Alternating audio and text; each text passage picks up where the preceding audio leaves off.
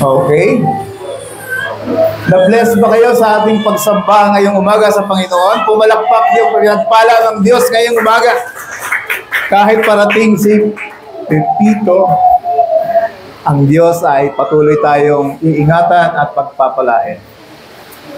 So ngayong umaga po ay for the first time, buo kaming pamilya ngayon. Yan po ang pangako nila kay Lord, na every third Sunday ay makakasama natin ang ating pamilya, bagamat sila ay nasa ibang church, but we belong to one body. And at sila naman po ay ginagamit doon. Sabi ko sa mga anak ko, why not? Tulungan mo naman kami doon.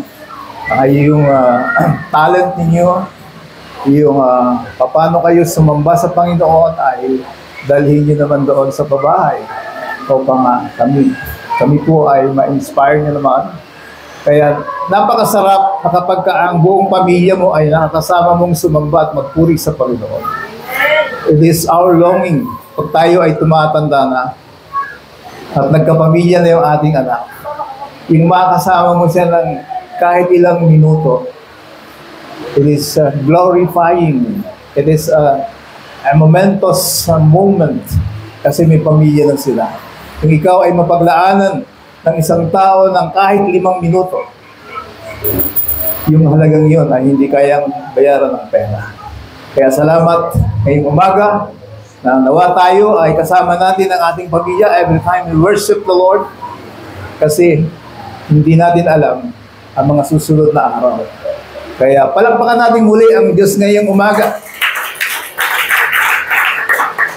Why do we tithe if we are free from the law? Matagal ko po itong inihanda kasi marami na pong mga kakilala ko, kaibigan ko, kasamahan sa church, that they were confused sa mga tinuturo ng mga marurunong na mga mangangaral ngayong panahon na ito. Kaya nais ko pong alam ko po na ang church na ito, we are practicing, lahat kayo ay nagpa-practice ng tithings. Pero kung dumarating sa punto ng buhay natin, na tayo ay natatangay ng agos ng daigdig na ito, it is a reaffirmation and also that let your light shine. Kasi marami na po ang natangay ngayon ng kulto because of this doctrine na ating pinapractice. Kaya nawa ay magpatatag ito sa atin, lalo tayong magliwanag to shed light to those who are confused and those who are already in darkness because of the love of money. And sabi ko ni Apostle Pablo, it is not the money, but the love of money that confronts us today. Kasi grabe ang kapangyarihan ng pera. Maraming pumapatay ng tao because of money. Marami ang iniiwan ng pamilya because of money. Marami ang nagmahal sa pera. It is a warning. It is shedding the light kung bakit pinahintulutan ni Lord na pagpalain tayo ng money o ng pera. Kaya isang punto na gusto nating pag-aralan, i-assure that we are doing what is right in the Bible. Kaya so that sa iyong pagsunod, pagtalima, ay ma-affirm yung mga duda at mga pag-aalinlangan kung meron man. At maliwanagan natin yung mga magtatanong sa atin at yung mga pwedeng kumukutya sa atin, okay, na minsan ay nagkakaroon ng effect sa atin. Why do we tithe? Why do we give our 10% ng lahat ng ating biyaya at pagpapala mula sa Panginoon if we are free from the law? Yun po ang binasa natin kanina sa Romans chapter 7. Ito yung contention nila. Ito yung contention ng maraming against the practice of giving tithes. Kasi hindi ko rin naman masisi sila. May mga manggagawa ng Panginoon na itong ginagawang pagbibigay at pagkakaloob ay napupunta sa pastor. Pero sa atin po, meron tayong finance team.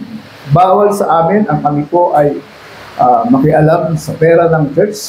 Even my family, our family, sa buong JCC family, bawal ang asawa, anak, umawak ng pera ng church. So that maalis yung mga pagdudula na ang mga lingkod ng Panginoon ay ini-impose ito para sa sariling kapakanan. It is for the glory of God kung bakit maging noong pa man ay inaalaw ni Lord na ang kanyang mga anak at nagmamahal sa kanya ay magkaloob, mag-offer.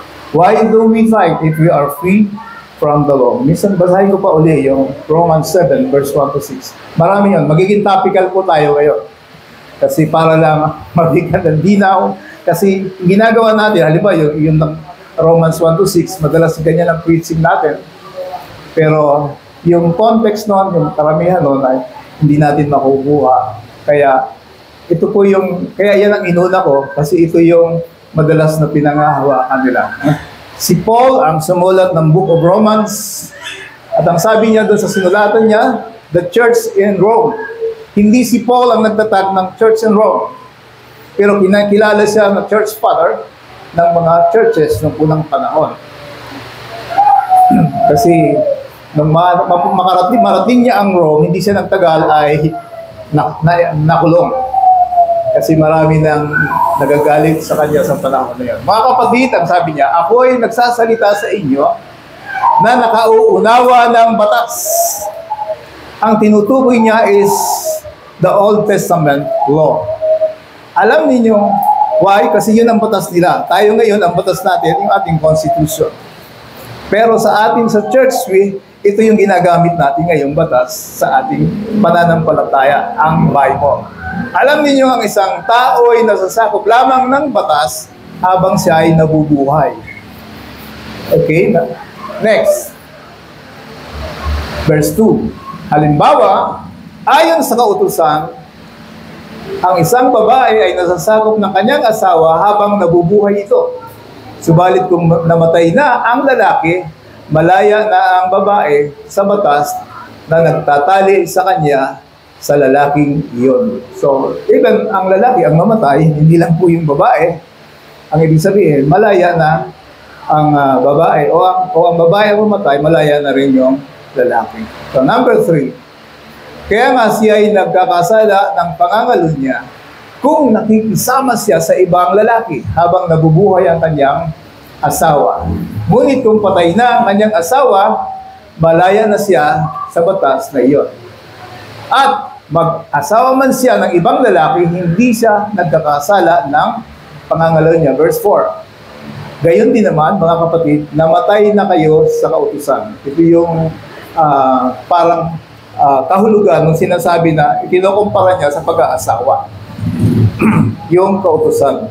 Ano yung kautusan niya? It is the Old Testament na mga pamantayan ng mga Israelita noong panahon na yon. Iyon po yung tinutukoy ni Pablo. Gayon naman, mga kapatid, namatay na kayo sa kautusan. Saan? Sa pamamagitan ng katawan ni Kristo. When you accepted Christ as your Lord and Savior, yung ginawa ni Kristo sa cross, yun ay imputed na sa iyo. Kasi ginawa ni Kristo yun para sa iyo, para sa lahat ng makasalanan. That is why a man must accept Christ by faith to be his Lord and Savior para magkaroon siya ng salvation, para makapunta siya sa heaven. Saan siya ligtas? Sa judgment and hell. Doon tayo nililigtas, hindi sa aksidente. Bagamat pwede tayong ingatan ni Lord sa mga kapahamakan. But yung kaligtasan, it is the judgment on mankind because all have sinned and the wages of sin is death. Dalawang klaseng death. Physical and spiritual. Lahat yun, iniligtas tayo ni Lord. There will come a time na ang tao bibigyan ng bagong katawan at hindi na magkakaroon ng kamatayan. That is the first death na gustong solusyonan ng ating Panginoon. Kasi lahat ay nagkasala.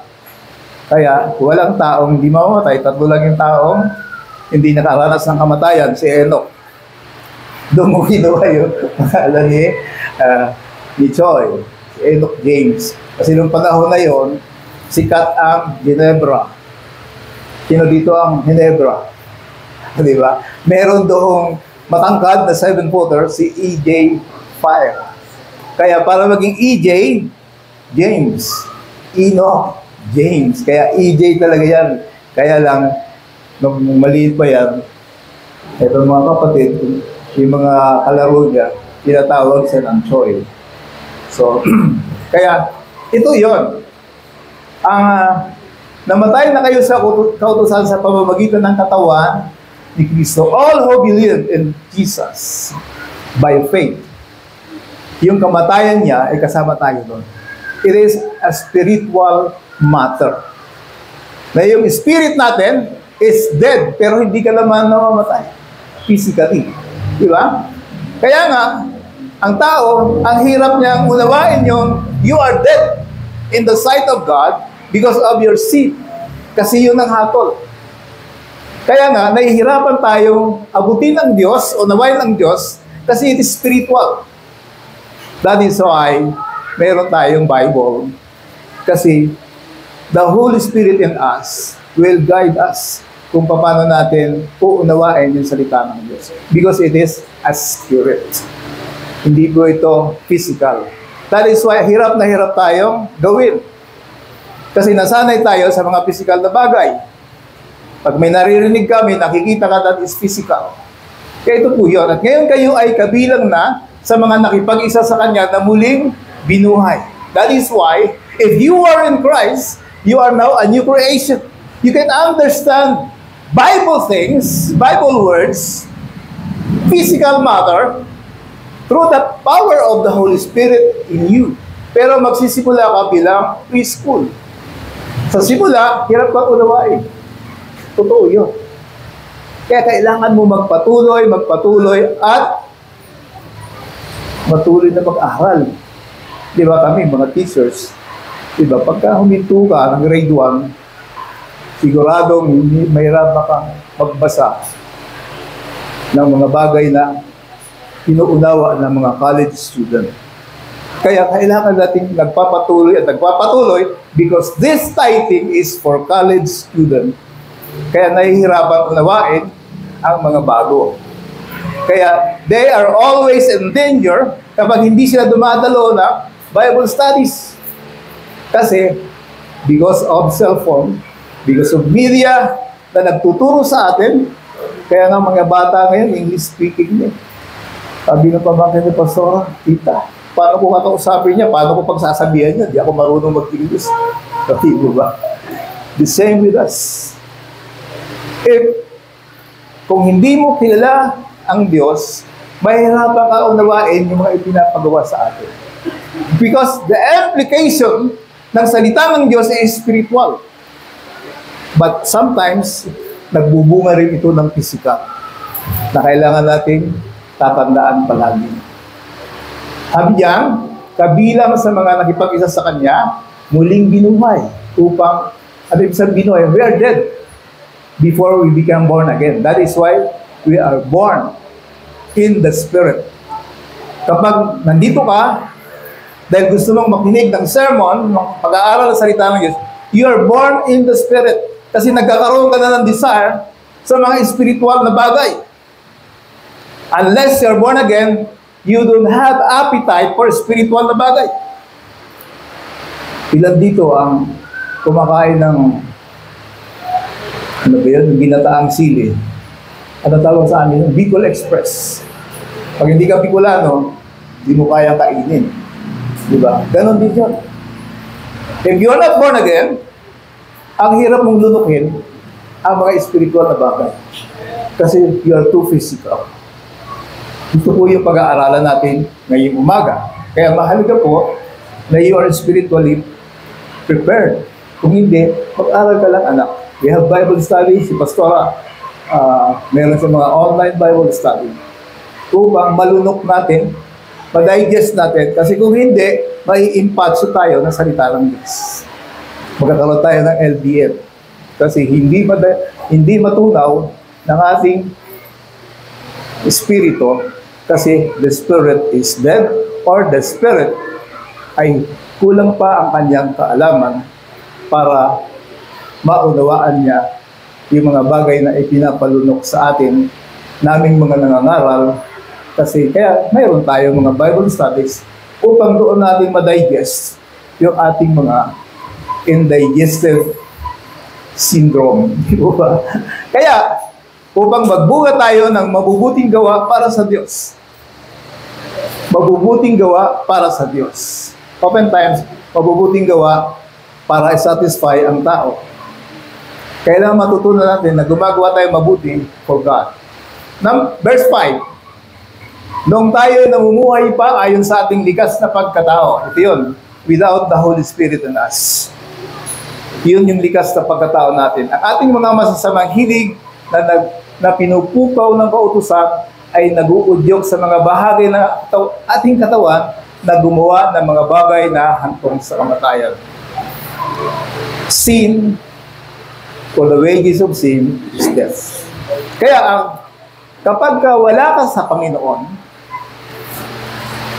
kahit kasalanan yan, kung dahil diyan ay masaya ka, kung dahil diyan ay magkakapera ka, kung dahil diyan magkakaroon ka ng posisyon, pride, then gagawin mo yun. Ito po yung struggles natin. Kasi doon tayo nang gagaling. Kaya nga marami nagpapatayan, barangay official lang nagpapatayan. Diba? Because of the position. Because of the dignity. Because of the price nang ikaw ay maging barangay official. Di ba? Ito po yun. Kaya humahantong sa spiritual death ang mga hindi pa nakakaunawa ng malalim patungkol sa mga spiritual na bagay. Verse 6. Ngunit malaya na tayo ngayon mula sa kautusan. Ito yung contention. Mamaya, himay natin. Dahil namatay na tayo sa kasalanang dating umaalipin sa atin, kaya tayo naglilingkod sa Diyos, hindi ayon sa lumang batas na nakasulat, kundi ayon sa bagong buhay ng Espiritu. Verse 7. Message lang pala. Okay. Dako tayo sa introduction.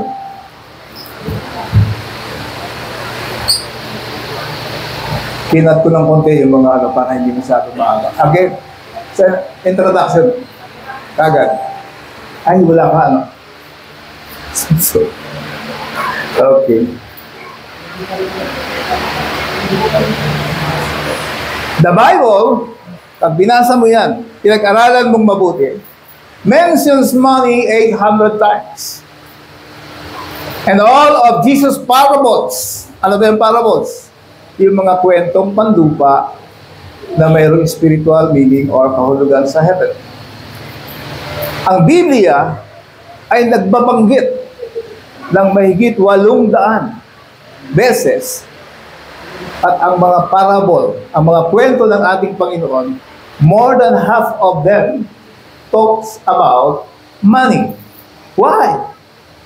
Bakit ang Panginoong Jesus ay binanggit niya ang pangangaral niya o parables, kalahati noon ay nagbabanggit patungkol sa pera. Because that is where so many people get rid of. Marami natitisod, natatalisod. Kasubukan niyo ba yung matalisod at madapa? Di po ba? Pastor, muntik na mapilayan yan. Di po ba? Dahil sa pagkakadapa. Number 2. Kaya ngayong umaga ay pag-aaralan natin ang issue. It is an issue. Because may kanya-kanyang contention. Issue ng pagbibigay ng 10% or tithe dahil maraming mga mangangaral ngayon ang ayaw ng maniwala na the principle of tithing is also for Christians today. Kaya number 3 natin, when we are able to release at least 10% of our income back to God, our money doesn't have a tight hold on us. Kapag natutunan natin ang ibigay ang 10 bahagi sa Panginoon, the money has lesser hold on us. Kasi we learn to release part of it sa ating Panginoon.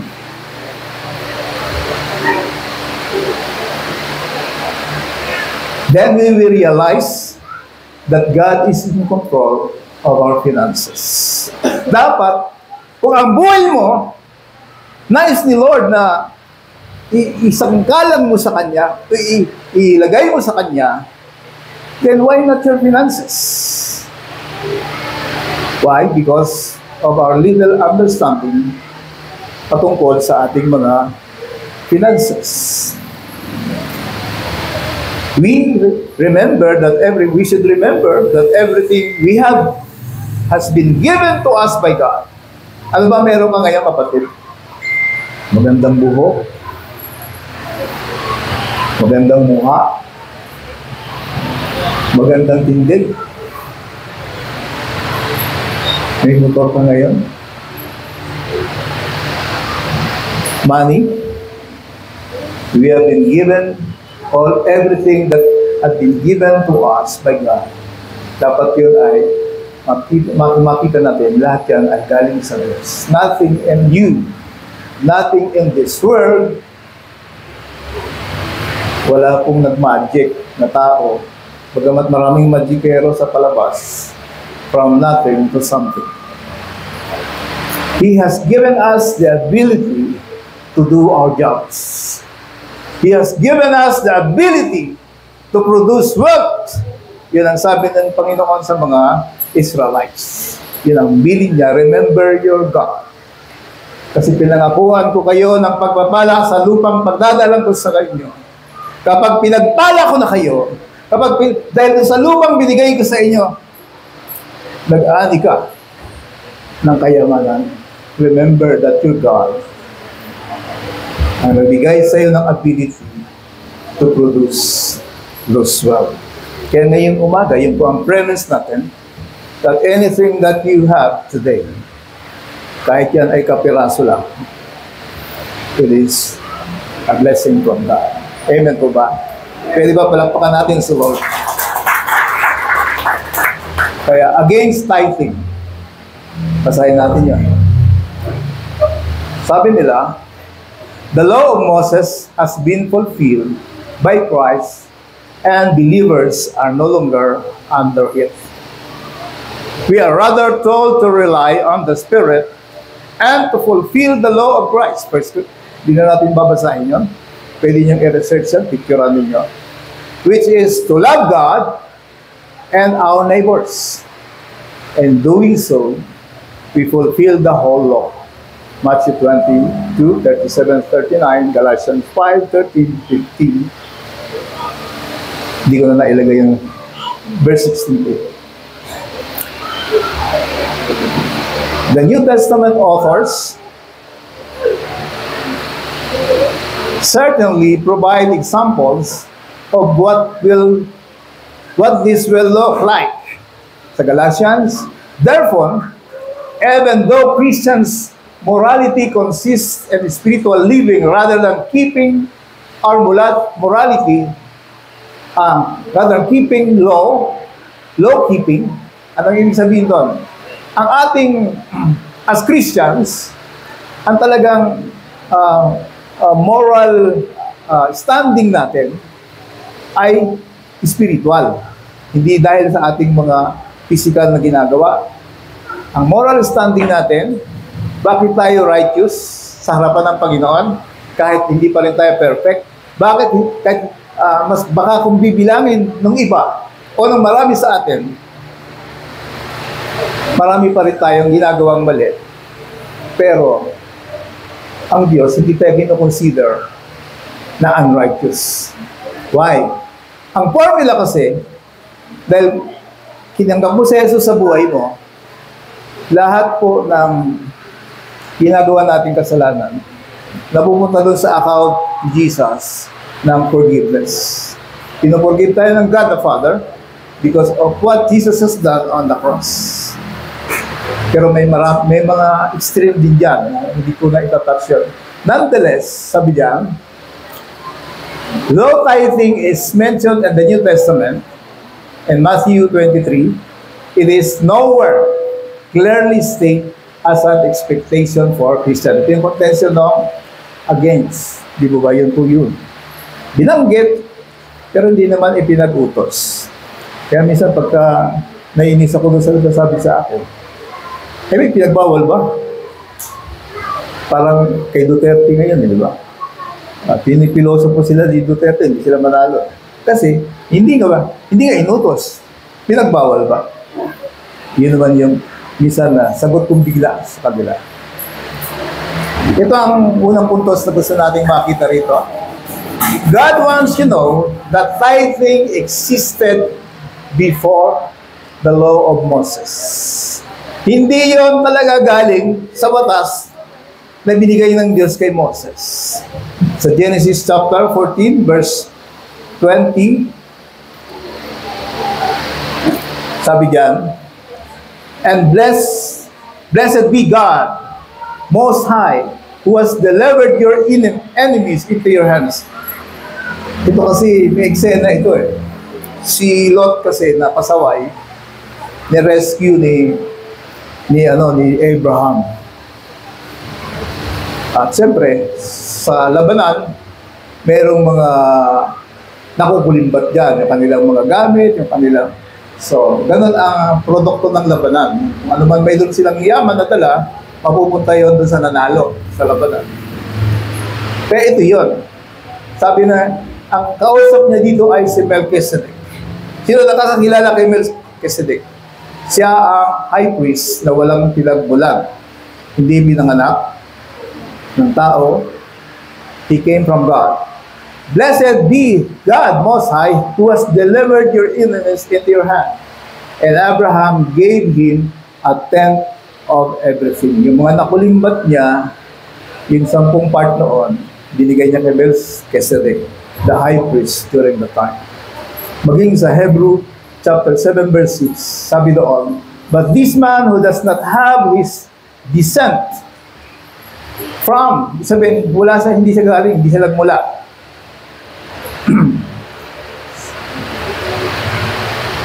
Sa lahi ni Abraham. Kasi nga si Melchizedek ay hindi nabanggit ng Biblia kung kaninong lahi galing. Pero sabi ng mga Bible scholars, ang Diyos ang nagtalaga sa kanya. Sabi doon, this man does not have his descent from them, receive tithes from Abraham. Anong pinupuntos natin dito? Si Abraham sa Biblia ang unang nag-practice ng tithes. Kasi, tandaan natin, ang sumulat ng Genesis, believed to be si Moses din. Di ba?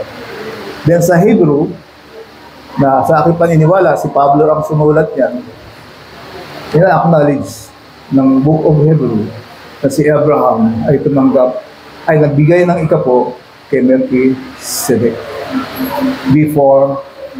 bago pa yung kautusan. Kaya, para sa tithing, ito na yan. It is true that Christians are not bound by the old law of Moses. Pero pag pinag-aralan natin, ang talagang inalis lang naman ni Lord ay mga ceremonial law. Kaya hindi na tayo kailangan mag-offer ng hayop, hindi tayo kailangan mag-offer ng mga bagay na nire-require noon. Kasi si Jesus na, pinulfill na niya na yung mga offering na yun ay si Jesus siya. It is true that Christians are not bound by the old law of Moses. Hindi na tayo bound noon, hindi na tayo. We are under the law of Christ instead, keeping in step with the Spirit. However, it should be noted that tithing existed before the law of Moses. Abraham tithed to Melchizedek, and Jacob vowed to tithe. Si Jacob, yung lahi na ni Abraham, nag-practice ng tithings to the Lord at Bethel in Genesis chapter 28, verse 22.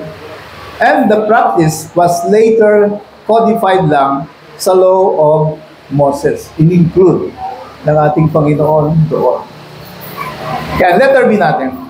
Therefore, tithing is a biblical practice that precedes, nauna pa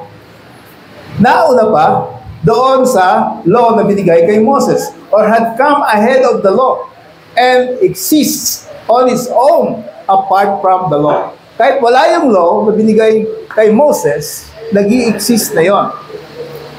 True, the law requiring us to tithe has been nailed to the cross, sabi ng Colossians chapter 2 verse 14. Naipako na yon, but this does not mean, however, that we can escape the principle. Alam niyo sa New Testament, karamihan dyan ay principle. Halimbawa, principle of sowing and reaping. It is not a law, but it is a principle. Kung ano ang iyong tinanim, ay siyong aanihin. Kung nagtanim ka ng sama ng loob, aani ka din ng sama ng loob. Di ba ba? Kasi di ba yun? Pag mayroong kang pinapagalitan, nagagalit din. Hindi siya tumatawa. That is the principle of what you sow is what you reap. Kaya pinag-aaralan natin ngayon is the principle of giving. Because there is a principle of giving. What you give, you will receive in return. Yun ang pangako ng ating Panginoon. Di ba ba? So, but it does not mean, however, that we can escape the principle of tithing, which is part of the heritage of all Abraham's descendants. Ngayon, kung maglalalim ka pa sa pag-aaral, matutuklasan mo that we are now brothers and sisters of Israel because of our affiliation with Christ. Naging anak tayo ng mga lahi ng Israelita because of Christ. Because Christ ay galing sa lahi ni David, di ba? Ganun po yan. Our relationship with Christ, naging spiritual brother and sisters natin ang Israel. Kahit na tayo ay hindi nanggaling sa lahi ng mga Israelita. Part ng heritage yan ng mga Israelita. Ang letter C natin. Ang kapareho niyan, marami ang, pero kinuha ko na lang yung Sabbath. A comparable example would be the Sabbath. The Sabbath was established at creation. Hindi yan doon sa binigay na 10 Commandments ni Moses. It was established by God during creation. Sabi ng Bible, nagtrabaho ang Diyos ng 6 na araw, then on the 7th day, He rested. Yun ang istorya ng Sabbath. The Sabbath was established at creation and set forth as a pattern for Adam and his descendants. Genesis chapter 2 verse 2 and 3, it was later added to the law of Moses and further elaborated on Exodus chapter 20, sinama na doon sa 10 Commandments, and sa Leviticus chapter 25. So, ibig sabihin, ang Sabbath, yun ang example. Kaya, sa letter din natin, as Christians, under the law of Christ, we are not required to observe Sabbath. That is why Sunday ang ginagawa nating pagsamba sa ating Panginoon. Bagamat, nung panahon na yon, ang mga Israelita ay Sabbath. Kaya nga nung October 7, that is Sabbath, inatake sila ng Hamas. Ganon din nung nakaraan. It is October din, Sabbath day, nung sila ay atakihin ng mga kalaban. In fact, Paul loudly insists that we ignore anyone who tells us we are bound by the law. But Hebrews suggests that Christ has fulfilled the meaning of Sabbath by achieving rest for us. Kaya nga, di ba pagka pinag-aralan mo yung Biblia, sinasabi ni Lord, nung nagalit siya, sabi niya, hindi niyo mararating ang rest. Kaya sila ay namatay lahat sa ilang. Kasi, yun ang pangako ng Panginoon. Yung Sabbath na yun, ang ibig sabihin noon ay rest to rest. Kaya, ano ang unang contention natin? Bakit kailangan natin? Hindi galing yun doon sa sinasabi nilang pinawalan ng visa. It came from God, yung pagtatize nila Abraham, yung mga naunang panahon, bago pa si Moses. Kaya pangalawa, God reminds us that the legal requirements of tithe has been abolished.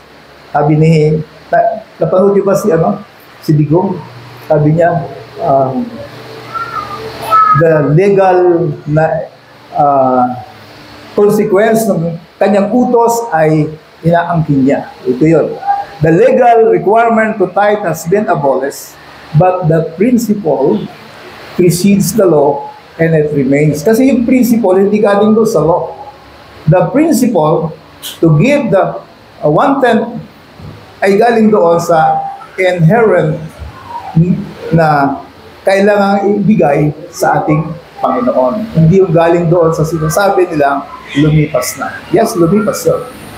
But ang 10% ay before the law ay naroon na. In-include lang ng Diyos sa tuntunin ng mga Israelita. Kaya ang letter A natin, nonetheless, we recognize that Sabbath is a principle quite apart from the law and we are benefited by keeping it. Pagdating doon sa Sabbath, kahit yun ang unang pinatupad noon, pero nung mamatay si Lord at pinili ng mga disciples na yung pagkabuhay niya, yun ang ating rest day, ito po yun. Why? Because Sabbath was promulgated even before the law of Moses. Kaya beginning in the New Testament era, Christians chose to keep one day of the week holy. They choose Sunday rather than Saturday. And the same way, the legal requirement to tithe has been abolished, but the principle precedes the law, and it remains the benefit of the believers. Pansinin nyo, it remains the benefit of the believers. Kahit ang Malakay 3:10, sabi ni Lord, subukan nyo. Kasi may kaakibat yon, ang anumang pinapagawa sa atin ng Panginoon, may kaakibat yon ng balik sa ating pagpapala.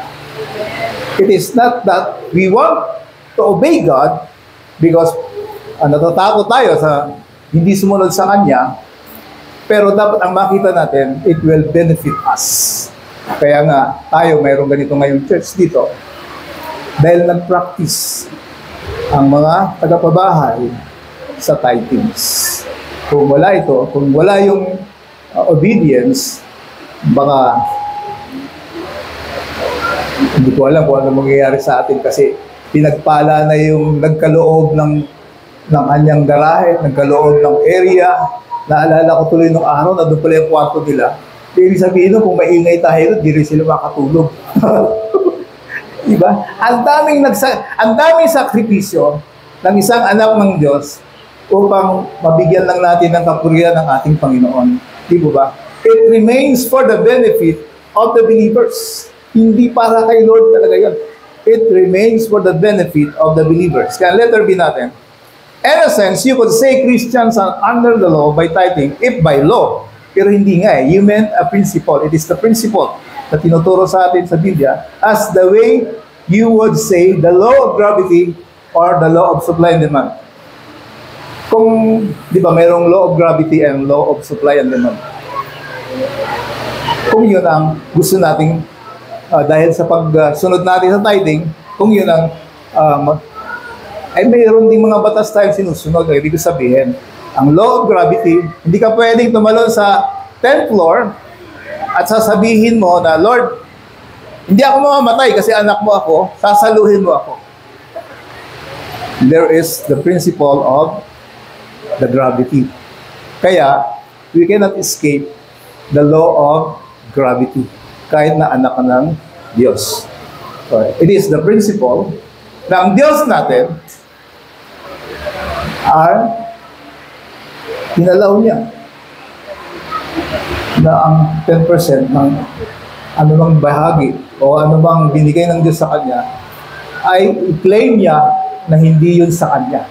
Dahil kung tutuusin, anumang meron ka 100% is galing sa Kanya. Amen po ba? O palakpakan nga natin si Lord. The law of tithing na kagaya ng law of supply and demand. Di ba? Kung minsan,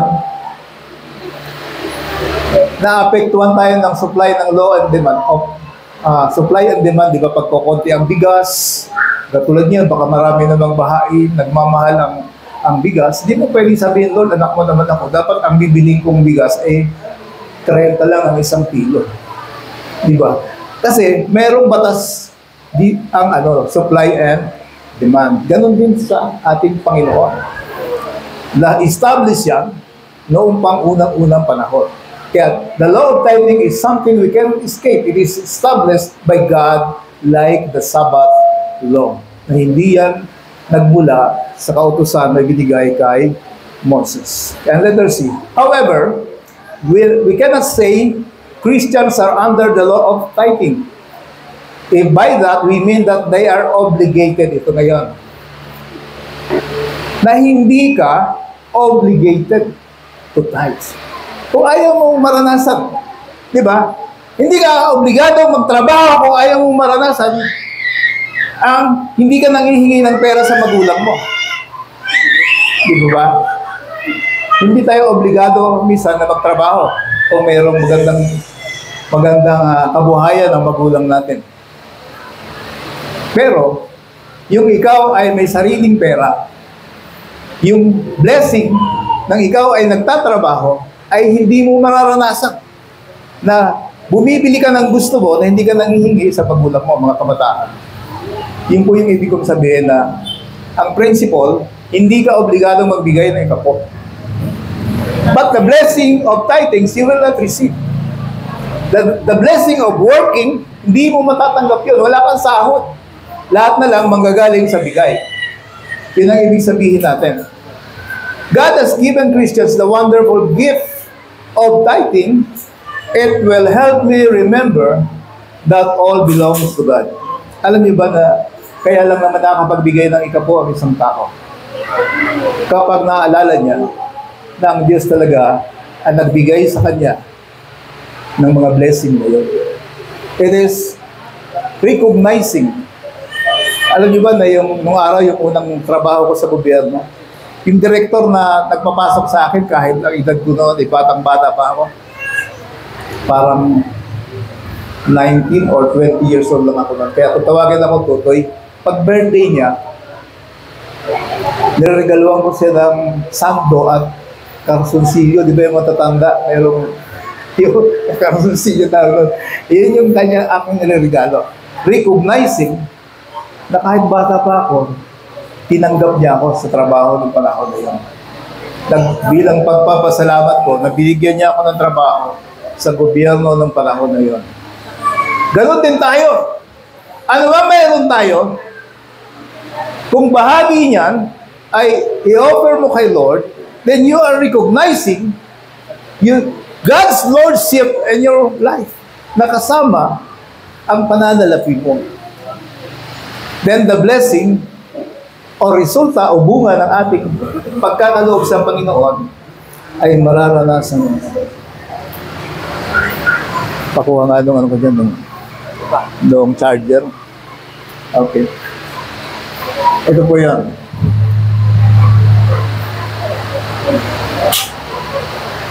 Christians, we must not say that Christians are under the law of tithing.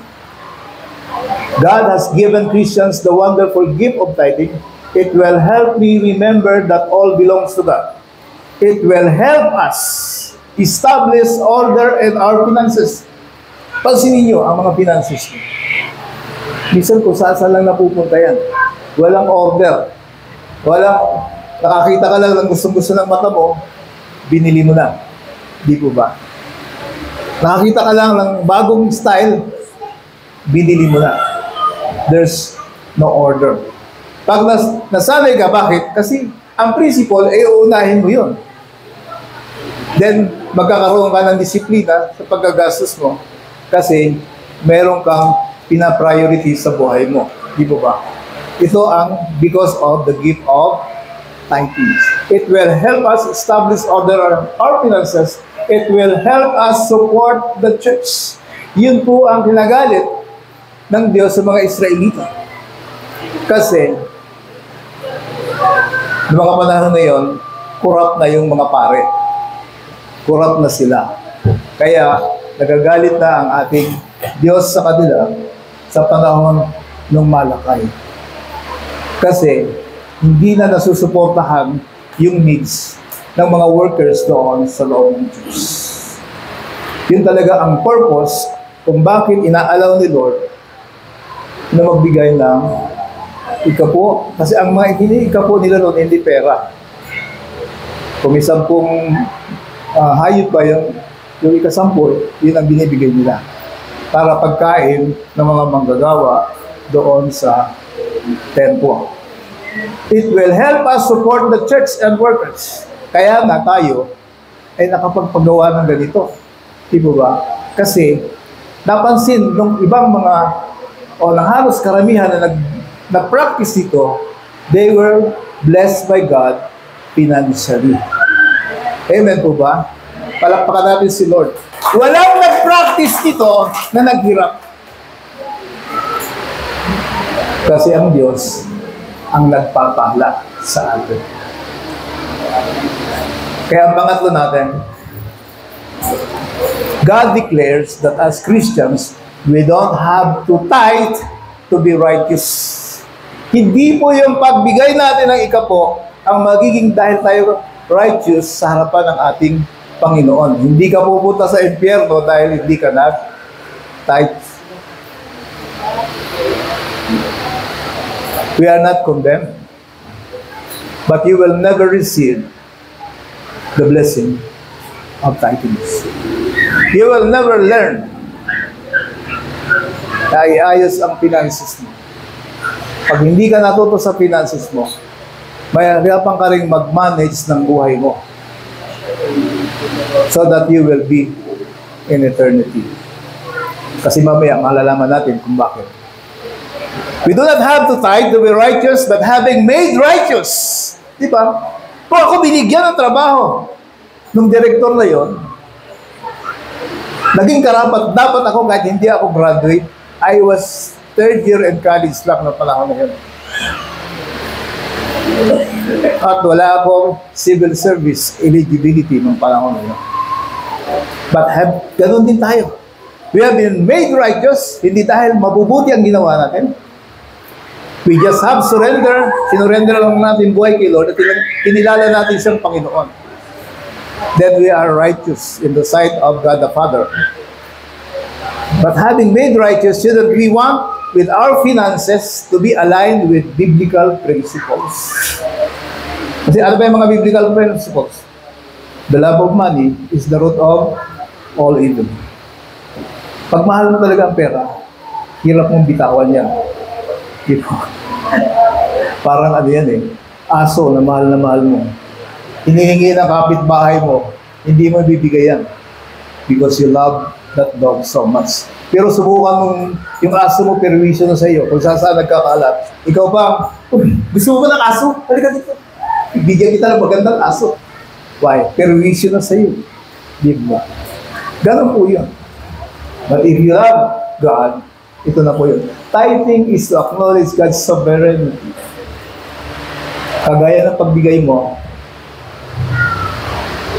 hindi nga lang pagbigay. Pag bumili ka sa McDo, di ba may tax? Why? Because we have a sovereign government na may batas na kapag bumili ka dyan, sa ayaw at sa gusto mo, kahit kalabang ka ng panggulo,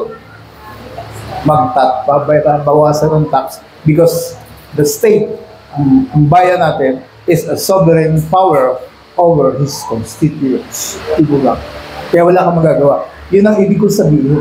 Kung naniwala ka sa Diyos, kung tagasunod ka ng Diyos, then, kapag ginawa mo yung mga bagay na pinapagawa ni Lord sa atin, ina-acknowledge mo yung kapangyarihan ng Diyos over you. And the Lordship of God over you. The Lordship of Jesus Christ over you. Over the earth. Yun ang ibig sabihin. God later revealed that the silver is mine and gold. Kaya nga mag-aral tayo kasi kahit sa lumang tipan yon, hindi ibig sabihin dahil nasa lumang tipan, ang Diyos natin ay hindi na yun. The same God Kung ang Diyos noon nagdeklara kay Moses at sa mga Israelites na gold and silver is mine, ganon pa din ngayon. Hindi na niya kailangan sabihin yon kasi sinabi na niya noong paman. Hindi dahil nasa lumang tipan ay hindi mo na papaniwalaan. Saan yun? Sa Haggai chapter 2 verse 8. Kaya letter B natin. Giving God back the tenth of what is His. Kung di ka naniniwala na yung 100 pesos mo ay kay Lord pa rin yun, pero ang hinihingi sa iyo ay 10 pesos. Di ba? 10 pesos. Why? Bakit ganun si Lord? By percentage. Kasi maraming tao ang nahiyang, kaya nga binabalot eh. Kasi nung araw, palakihan ng tunog. Kaya merong parang purotot yung, o may tunog. Kasi pagka maliit yung binigay mo sa Lord, pagka malaki yung binigay mo, bigat, pang! Di ba? Mag-iingay yun. Kaya nauso yung binabalot. Kasi, kapag ang kita mo ay 1,000 lang, eh magkano ang 10% nun? Di ba 100 lang? Pag ang kita mo ay 10,000, magkano ang 10% nun? Di ba 1,000? Hawak-hawak ko yung 100, hawak-hawak na 1,000, naiiyak ka. Ang liit lang ito. Pero hindi kasi palakihan kay Lord. It is your capacity. How much God has blessed you. Kasi yung 100 niya against 1,000 is the same weight with God. Kaya hindi ka dapat nahihiya magbigay ng maliit kung yun talaga yung kakayanan mo. Kasi sabi po sa New Testament, kung ano yung kakayanan mo. Alam ng Diyos yun kung magkano ang pinagpala sa iyo. Yung po ang principle, hindi palakihan. It is your capacity to give. How much God has blessed you. Alam ni Lord yun. Kaya huwag tayong mahiya. Kaya yun ang dahilan kung bakit mahalagang basihan yung 10%. Kasi, komportable ka, confident ka, na yung binibigay mo is nakakalugod sa Panginoon. Hindi dahil malaki yung binigay mo, bagkos yun talaga yung kakayanan mo. Tingnan natin. Giving God back a tenth of what is His was a way of recognizing God's ultimate ownership of everything na mayroon tayo. Ultimate ownership of God. Jesus free us from the law so that we are free to love Him more. Ano ba ang dalawang utos ng ating Panginoon? Love your God with all your heart. Diba? And love your neighbor as you love yourself. Diba? Anong sabi dito? Jesus free us from the law so that we are free to love Him more. Diba? Kapag ka, alam mo, dahil sa iyong pagsunod, nararanasan mo yung much more blessings. Di ba mas mamahalin mo si Lord? Kagaya ng isang trabahador ka, na pag kinilala yung overtime mo, yung mga pagpasok mo ng kahit na holiday, dinodoble niya. Di ba? Ang saya-saya mong magtatrabaho. Kasi, dinadagdagan niya yung mga blessing mo. Ganon kay Lord, you will love God more. You will love God more. That includes the way we think about and use our financial resources, whether they are large or small. Wala pong palakihan. It is about your capacity to give. Tingnan natin ang letter C. Ito po yun. In Matthew chapter 19 verse 16 to 22, Jesus told the rich man to give all that he had. Ito isang rich man. Sinabi niya kay Lord, Lord, paano ko makamit ang eternal life? Sabi ni Lord, sinunod mo na ba ang mga utos? Yes, Lord! Lahat sinunod ko. Okay. Kung sinunod mo lahat, isa na lang. Ibenta mo ang lahat ng yaman mo at yun ang pagbilan mo, ibigay mo doon sa mahirap sa kakabubalik sa akin. Di ba nangyari? Pag alam niyo yun, nalungkot ang mayamang mama Why? He loved so much his money than God. Diba? Gusto niyang mapunta sa heaven, gusto niya magkaroon ng eternal life, but his love, doon sa material na bagay na ibinigay sa kanya ng ating Panginoon. Pansinin niyo po, doon yun sa Matthew 19, verse 16 to 20. Nag-promise si Lord ng immense spiritual reward to those who give everything to follow Him. Ang pinapangako kasi ni Lord ay spiritual reward. Kaya minsan nahihirapan tayo. Halimbawa sa Mark. In Mark chapter 12 verse 42 to 44, Jesus also commended the widow who gave 2 small copper coins. Sa value, ang dalawang kusing na yon ay walang value sa kanila yon.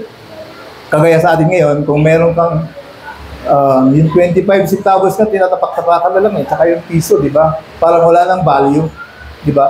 Yun yung binigay ng widow sa offering bag o sa offering box. Jesus also commended the widow who gave 2 small copper, nothing in actual value, because she gave all she had.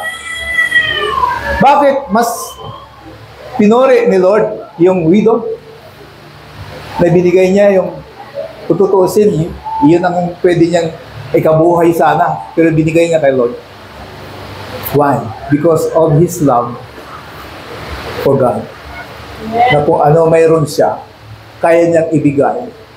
Because He knows who her God is. Pag alam mo kung sino ang Diyos mo, hindi ka matatakot kahit na ang cellphone mo ibigay mo para kay Lord, kung kailangan ni Lord ang cellphone mo. Di mo ba? Kagaya ng babaeng balo na 2 kusing ay binigay niya sa panahon na yun. Kasi yung panahon ko, inabutan ko na yun, isang pera, nakakabili ako ng 2 candy de limon. Bilog yun na candy. Diba? So, ang letter D natin, ano bang ibig sabihin nun? What does this mean? In terms of exactly what to give. Base doon sa pinag-aaralan natin, tinuro ko sa inyo, yung mga theological principles. Ano ibig sabihin ng theological? It is about God. Pag theo, it means God. Logical, wisdom. Diba? Sabi na wala kang logic. Diba? Kaalaman, wisdom about God.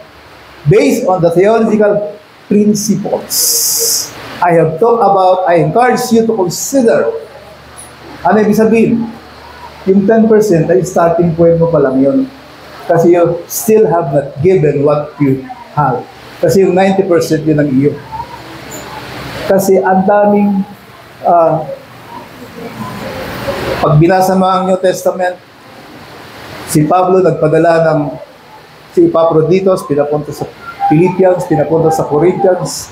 Maraming abulo yan. Maraming mga offerings na ginagawa. Magpagawa lang ng templo sila, nagbibigay sila ng mga offerings. Kaya, it should be the starting point of your giving back na hindi sa iyo. Iba sa uling mo muna, yun ang mahalagang makilala mo, ay yung hindi sa iyo. Then, what is yours? You can give it through offering. Hindi ka pa nagbigay ng galing sa iyo kapag hindi mo pa inalis yung 10%. Binabalik mo pa lang yung what is God's requirement to us as the starting point to build. Pero tandaan niyo, it is not by law. It is, to build or increase your giving. The rich man was keeping all the commandments. Pansinin niyo po, that were required to please God. But when Jesus told him to give up his material wealth to follow him, he wilted. Nandumo siya. Tumalikod. Why? Sabi kasi ni Jesus, where our treasure is, our love, our heart will be. God requires us to love Him. Kung siya ang kayamanan mo, Kung naniniwala kang kaya ka pinagpala because of Him, hindi dahil sa katalinuhan mo, sa lakas mo. Kung alam mo ang salita ng Diyos, I was the one who has given you the ability to produce works. Kaya, malugod mong ibibigay, yun ka po, and more than that, what is yours, kaya kung merong nangangailangan dyan, kaya mo tumulong. Kasi, naniniwala ka. Kasi Lord din, papalitan mo. Wala pa pong nagbigay na na-outgive niya si Lord. Nagbigay ka ng 1 million, ang natanggap mo lang kay Lord ay 500,000. Wala pong ganun.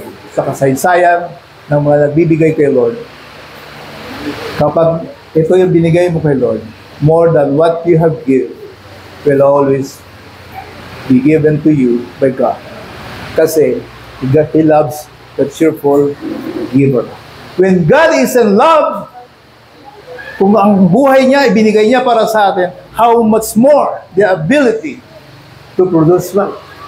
Kaya niyang ibigay yun sa atin. Kung magtitiwala lang tayo by faith. Kaya nga, ang salvation is by faith. Sino dito nakakita na ng heaven? Maraming nagkukwento na nakita na nila ang heaven. Pero, kapag tinignan ko ang buhay nila, ay bakit may babae siya? Di ba? Kasi kung inalaw ni Lord na masilayan ng heaven, kagaya ni John the Beloved, sino mo yung mga taong talagang naniwala sa Diyos? They have given their life. Hindi lang pera nila. Hindi lang pag-aari nila, binigay nila kay Lord. They have given their life. And God is requiring you to give your life for Him. Kaya it is a test. Yung bahagi lang ng buhay mo, yung time, yung talent, yung energy, ay hindi mo maibigay, then mag-isip tayo. Kung totoo ba ang Diyos natin sa buhay natin. Huwag nating gawing Diyos ang iba. Sabi nyo, wala kang dapat ibang Diyos. Diba? Maliban sa akin. Sometimes, we have idols. We have idols in our lives. Kapag ka ang mga yun na, ang trabaho mo, ang negosyo mo, ang mga tao, o even ang kayamanan mo, ang nagpapaikot na ng buhay mo, then you have your idol in your life. Dapat ang Diyos ang dahilan kung bakit ka nandito. Dapat ang Diyos ang dahilan kung bakit mo ginagawa yan. Dapat ang Diyos ang dahilan kung bakit ka ganon. It should be always be our reason. Kaya, kagaya natin, marami tayong bigayan dito. Kung hindi ka naniniwala sa Diyos na anumang pera meron ka ay mahihirapan ka. Palagi kang mag-struggle about giving. Pero sa totoo lang, wala naman tayong pilitan dito. It is the conviction of the Holy Spirit. Palagi ang pagbibigay. Kaya, let's practice kung ano lang yung kaya ng pananampalataya natin. Magsimula tayo doon. Si Lord kasi, matyaga, nihintay tayo. Nihintay niyang mag-grow, keep on growing, because lahat tayo gusto niya lumago sa ating pananampalataya. Ayaw niya ang kahit isa man sa atin ay mawala. That is why we are not required. It is your love that is required. Kailangan masigit yung pagmamahal natin sa Lord kaysa alinmang mga bagay na nasa atin. Bakit ba pinili ko ito? Kasi yun nga, marami po ang nanghina kasi marami na ngayon nangangaral na mukhang pagka hindi mo inaral, parang tama yung sinasabi nila. We are not advocating na sa pagbibigay mo, you will go to heaven. We are advocating na ang pagbibigay is out of your love of God. Kung gusto mong mahaling mabuti, mag-increase ang pagmamahal mo sa Panginoon, try to obey. It is obedience that is required of us. It is not the giving, but the love and the giving Iyon ay nagbabadya ng ating pananampalataya sa ating Panginoon. Kaya maraming tao ang out of their faith, kahit na sila ay hindi naman financially stable pa, but they believe that one day God will bless them. One day God will compensate kung ano yung mga nawala sa kanila. And I am so blessed na marami sa atin ngayon ang nakaranas na. Nakasama namin sila, paano sila umiyak dahil nahihirapan sila. Paano sila nahihirapan kahit sa pagbayad pa lamang ng kuryente. Pero dahil maging faithful sila kay Lord, one day nagulat sila, blessing came. Dumating ang pagpapala sa kabila. Kaya nais po nating maranasan lahat. But it is only by faith. It is only your love na dapat nating pagyamanin sa ating Panginoon. It is not about how much you give. It is how much you love. Di ba? Anong araw yan si Edward? Panganay ko yan. Kahit mahal yung hinihingi niya, nagwawala yan pag hindi mo ibigay. Because of my love, pinipilit kong bilhin yung mga mahal. It is our love that requires us to give how much sa ating Panginoon. Kasi alam natin na kapag kamahal natin ang isang tao, ang isang bagay, pinapahalagahan natin yun. Ang require lang sa atin ni Lord, love your God with all your heart. And love your neighbor as you love yourself. Why? Doon ka iti-test ni Lord sa neighbor mo. You can love God through your neighbor, through your brothers and sisters.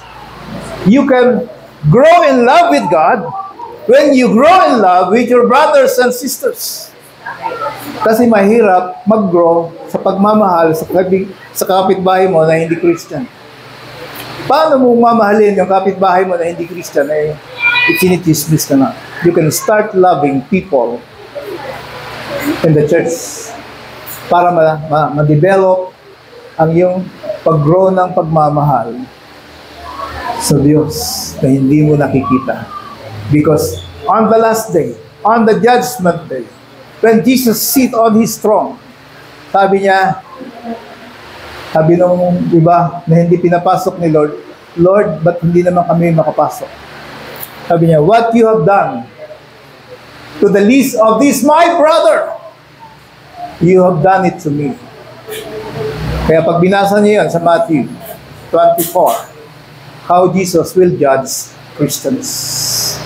How Jesus will judge ang bawat tao. What you have done to this little of my brother. Ibig sabihin nun, church, galing sa church. You have done it to me. Kailan ka naman namin nakikita naka-confine. Di ba si Pastor Derrick naka-confine? Dito ba? Kung nagbigay ka doon, you should have given it for God's sake. Di ba? Because we are commanded to love our brethren. Then, when you have learned to love your brethren, na nakikita mo at nakakapagpasalamat sa iyo, then your God ay mas mag-i-increase ang pagmamahal mo sa Kanya kasi natutunan mo na ang magmahal. So it is out of your love na you give your tenth. Pero kung hindi pa kaya, ang Diyos natin hindi naman nagko-condemn. Alam ng Diyos yung kakayanan mo. Alam ng Diyos kung nasaan ka. Ang ipag-pray natin, ay pag-pray mo, mag-grow yung iyong understanding mo. Mag-grow yung faith mo. Kasi ang Diyos natin, we are required to grow. Hindi tayo tinawag na mabansot. God called us to grow in our faith, to grow in our love, to grow in our understanding, to grow in our works. Because works determines our faith. Sabi ni James, di ba? Show me your faith, and I will show you my faith by what I have done, what I am doing. Kasi ang faith natin, nakikita yon kung ano yung ginagawa natin. Kaya ito ang gusto nating mag-grow tayo doon. Hindi masama na ikaw ay nasa ibaba. Ang masama, gusto mo na lang manatili doon. Kasi you will never experience the joy or the blessing na dapat sana nasa iyo na. Doon pa. Di ba? Ayaw ni Lord na may naiiwan. Gusto niya, laging nag-grow. Kahit na maliit na steps, makakarating ka din doon sa papuntahan mo. Kahit bisikleta ang gamit mo, makakarating ka din doon sa pupuntahan mo. Ang mahalaga, you are moving towards your goal. Ano bang goal natin? Eternal life. Amen po ba? O palakpakan natin si Lord. Umayon na po tayong lahat. I hope nakatulong ito sa bawat isa sa atin. Makatulong din sa iba na sila ay hindi magamit para magbigay liwanag sa iba na nadidilim na. Di ba? Dahil sa maraming turo na natatanggap ng daigdig na ito sa iba't ibang mga tagapagturo, at yung iba nga ay napunta pa sa kulto kasi kakulangan ng kaalaman. Di po ba? Parang driver yun eh. Pagka kulang ka sa kaalaman sa mga traffic signs, ayun pala ibig sabihin nun ay one way, pumasok ka. Minsan ganun po tayo. Out of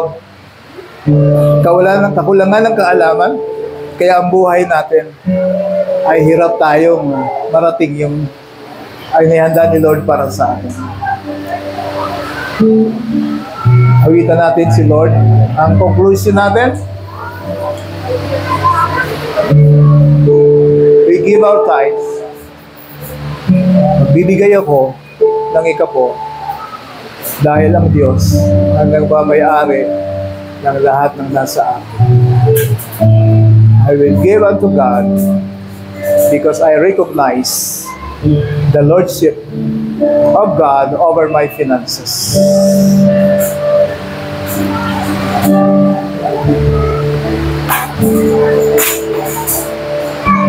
Awitin natin ito.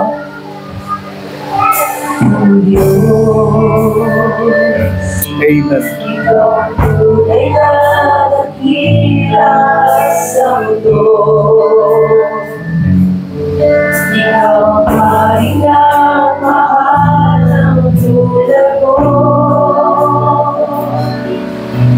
Ginawa mong lahat, pag-ibig mo ay kapal ng wagas. Oh Lord, walang papatay sa kabutihan mo. Amen, my Lord. Hallelujah. Ang galing mo'y tataas sa buhay. Yes, my Lord. Hallelujah. Sulit ang loob ko, iparibig ang nais ko. Sa lahat ng panahon, Diyos ka sa akin. Sa lahat ng oras, kaya para sa akin. Panginoong Jesus, pumili ka. Nakila'y ka sa buhay ko. Aking Ama. Hallelujah. Salamat, Panginoon. Mahal mo po ang bawat isa sa amin. Salamat, O Diyos, dahil nais mo na ang bawat isa sa amin ay makasama mo sa eternity, Panginoon. Kaya ngayong umaga, Panginoon, dalangin namin na through the power of your Holy Spirit, lahat kaming narito ngayong umaga, Panginoon, ay maranasan namin ang biyaya mo, Panginoon, sa bawat isa sa amin. Dahil minsan, Lord, nagkukulang kami. Minsan, Panginoon, may mga bagay na mas nauuna namin, Panginoon. Nakakalimutan namin, Lord, na unahin ka sa buhay namin, Panginoon. And we humbly ask for your mercy. For your grace and forgiveness, patawarin mo kami, Panginoon, kung nagkukulang kami sa pagtitiwala sa iyo, Panginoon. Kung nagkukulang kami sa pagmamahal na dapat naming ibigay sa iyo, Panginoon. Lord, salamat. Napakabuti mong Diyos sa bawat isa sa amin. Minahal mo kami, Panginoon, sa kabila ng aming kahinaan at kakulangan.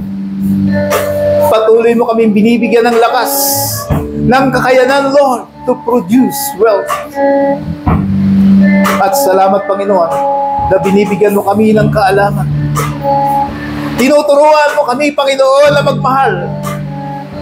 Salamat, O Diyos, na ang bawat isa sa amin patuloy mong minamahal sa kabila ng aming kahinaan. It is your grace, it is your great love na patuloy na nararanasan ng bawat isa sa amin. Kaya dalangin namin, Lord, na ang bawat isa maranasan ang pagpapala at biyaya, ang kagalakan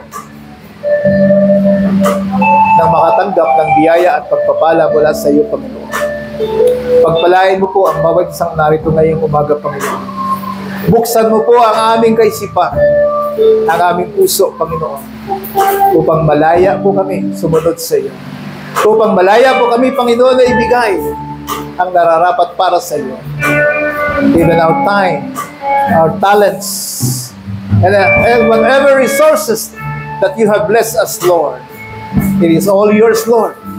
Turuan mo kami, Panginoon, na ibahagi ang bawat oras, bawat resources na mayroon kami, Panginoon. Salamat po, Panginoon, ngayong umaga. Minahal mo kami patuloy. At patuloy na gamitin mo po ang bawat isa sa amin na maging liwanag at asin ng sanlibutan ito, Panginoon. At palain niyo po ang iyong mga salita ngayong umaga. In Jesus' name we pray. Amen and amen. Palakpakan natin ang Diyos na buhay ngayong umaga. God bless you.